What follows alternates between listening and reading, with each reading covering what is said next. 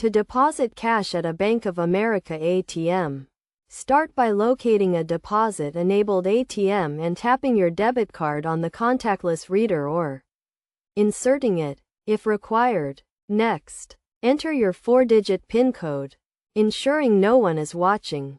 And if you've forgotten it, you can visit a Bank of America branch with your state-issued ID to have it reset.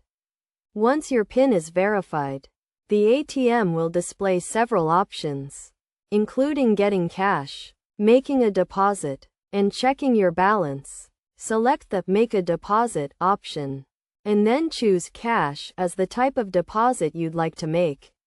Be aware that there's a limit on the amount you can deposit, with this ATM allowing up to 75 bills of any denomination.